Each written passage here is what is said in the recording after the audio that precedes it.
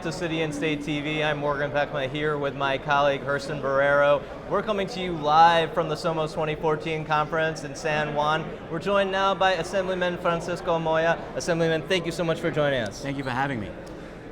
Gerson. The setting is SOMOS, it's San Juan, but it's very much New York politics. It's a long way from Queens, in the district you represent.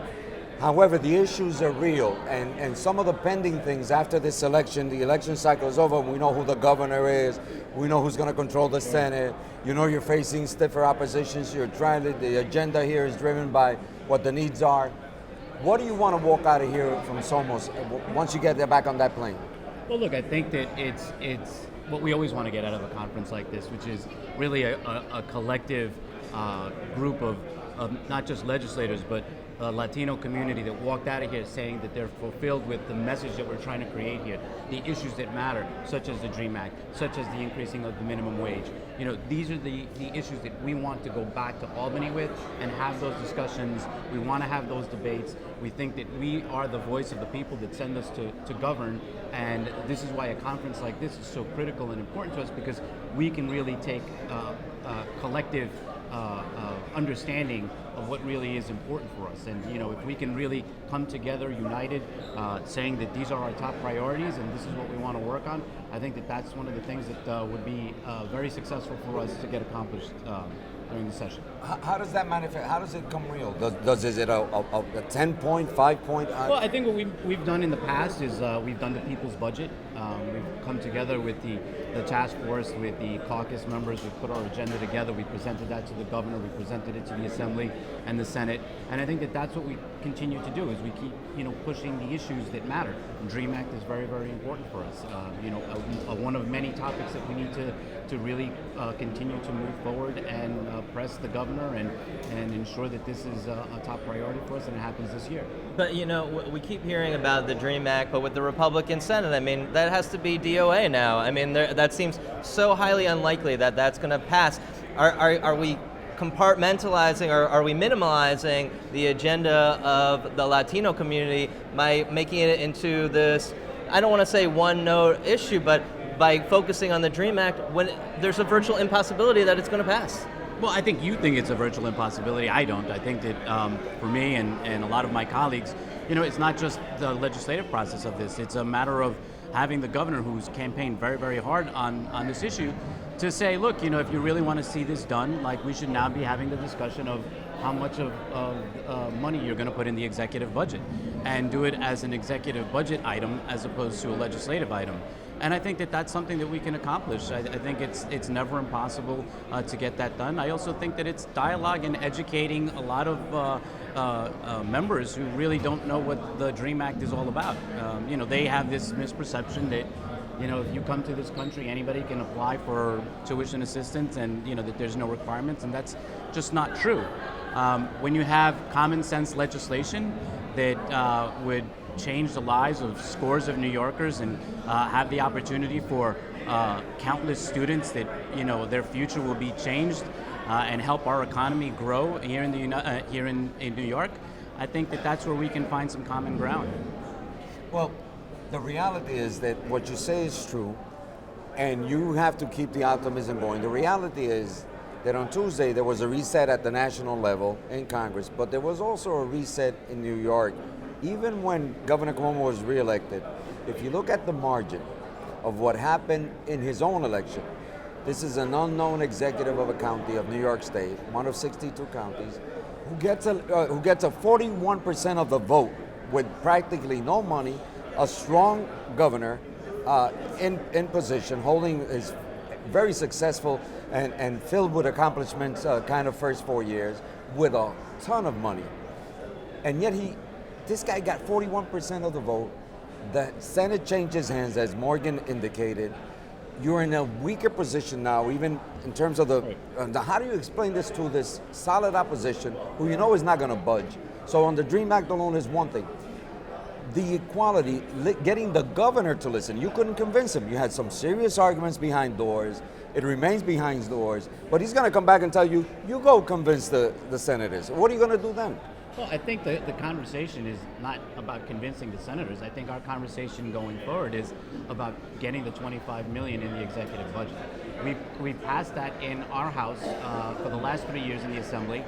We were very successful in putting that in our one House budget, and it comes to the negotiation process of that. And I think that is going to be a key thing for us to ensure that we can get that money in the executive budget. So that people understand, our viewers, we're live streaming this from SOMOS 2014 in San Juan, Puerto Rico, and here in City and State TV, so we're clear and we're reaching an audience that understands. Break down the 25 million. What is the 20? Where is it going to come from? Because it's 25 million is 25 million dollars. And it comes from the education budget, higher education budget. Obviously that is. It comes out to less than 0.001% of the overall budget. It's, I think, 1% of the overall higher education budget. This is what would help what we've seen in terms of the numbers that have come out and through Comptroller DiNapoli's report, anywhere between 20 to 25 million dollars that would go to help these students apply for tuition assistance. I think so many times Hurst and I have talked about how people mistakenly look at the Latino community as a monolith when it is so varied, so diverse. Yes.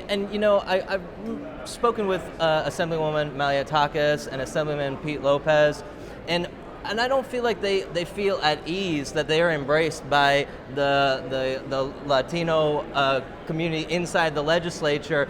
And that it's made into kind of a progressive bloc instead of a bloc that is, representing the larger rainbow that is the Latino community. And I was wondering if you feel like that's an accurate perception, and that in this Latino community, is there a chance to have a unified voice representing New York State? Look, I think it is. I mean, I get along with them both very well. We've had spirited debates, but I think that's what brings us, together on the issues. We're not always going to agree, and we understand that. But I think it's also a level of the participation. There's the fact that Pete Lopez is from upstate New York. We're down in the city. One of the most interesting things is, I get along with some of my colleagues from the other side of the aisle, and we debate these issues such as DREAM Act. We debate the issues of the money that goes for the agricultural budget in upstate New York. And what I did was I got together with some of them and I said, look, we argue this all the time. Why don't you invite me? I'll bring several of my colleagues. We'll go upstate New York. We'll visit some dairy farms. We'll visit some of the issues that matter to you. And then let me invite you down to my district so that you can walk into a trailer where kids are learning they go to school in these trailers. You can meet some dreamers. You could see what their lives are about and see the testimonials, and maybe that'll change kind of like what you think of what we're doing in New York City and what we think. And I thought it was a great exchange. They came down, they walked into this trailer, saw these kindergarten students, were like, we had no idea that this was actually happening in New York, that kids would be learning here. We went up to a dairy farm and met with this young 32-year-old third generation dairy farmer who said, look, I went to Cornell University. The fact is that I could have done other things, but I chose to be one of these mom and pop farmers up here that are really doing something to continue to have New York State thrive. We're leading the way in so many areas there that it's building the economy. And so I think that it's a matter of us getting to know one another better to understand our districts, so that we don't always think that we're, because you're from New York City, you're always going to be so far to the left, and if you're upstate New York, you're going to be very, very conservative. I think that there's middle ground, and it comes when we have those kinds of exchanges and we have those dialogues. And that there are a lot of conservative Latinos. Yes, yeah, and I mean, we deal with that in New York City as well. There's the large, Christian base that is very, very conservative as well. And we always try to embrace that. I think that's the beauty of governing is finding out the differences between us and seeing how we can get to some common ground. I'm jumping on the question that Morgan has because you explained it really well, and there are many conservative elements to our community, and we're not all progressives. We would love it for it to be progressive, but there are, Ruben Diaz, to name one, the senator does get elected by a large base within his own district, not people outside his own district who actually support the kind of positions he takes that, bother many of us. So that has to be respected. Having said that, within the Democratic Party, and I know you're a good Democrat, that's the party you represent, don't you feel that we really are not listened to. We really aren't understood. And if there is room for a women's equality party, which the governor just put out to benefit himself, and some say punish the Working Families Party, has the time come for a Latinos equality party? I wrote about this in this current, on the breves that we put out yesterday. You can go online and read it. It's simple. If there's room for a women's equality party, is it time for Latinos to come out of here, maybe, with some idea of a Latinos equality party? Well, I think that like what we've been able to do. Look, I'm a true Democrat through and through. I'm a So is the blue-blooded governor. Democrat. Right. Well, I'll say this. The fact is that the reason why we have conferences like this is for us to really get our agenda together. It's to come out here with real points that we want to accomplish in the next coming session, present that to our executive, go to our respective houses, and make sure that we fight to get that, these things accomplished. And I think we do that based on the work that gets done here. I mean, do we have to create a party to do that? I don't think so. You don't think so? I don't think so. I think that what we've been doing is our job, and our job is to really make sure that we fight to get our issues on the table. We fight to make sure that we can accomplish those things. We fight so that our communities have a voice in Albany, and that's what we get elected to do. And I think that we've accomplished that doing it the right way in our houses. The Assembly is the people's house. The Assembly is the place where our progressive issues are always getting done, from minimum wage to marriage equality to the New York State Dream Act, and we're going to continue to fight that. It's going to be much tougher now that we have the difference in the other house. But I think that this is a time where we also have to have a voice with the governor, and the governor needs to hear what we're And you looking feel to do. comfortable with that kind of exchange that you're having with the governor? I think that I'll feel more comfortable when I sit down with him and have that conversation. I haven't had that conversation yet. We're very much looking forward to doing that before we go back to Albany.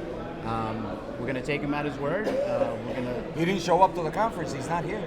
That's very true. That's why I said we're looking forward to sitting down with him, when we get back and have that discussion with him, not just on Dream Act, but on the other issues that are going to come out of this wonderful conference that we have every year. Well, Assemblyman, we're very much looking forward to seeing the proactive agenda that comes out of this conference. Assemblyman Francisco Moya, thank you so much for joining us on City and State TV. Thank you for having me.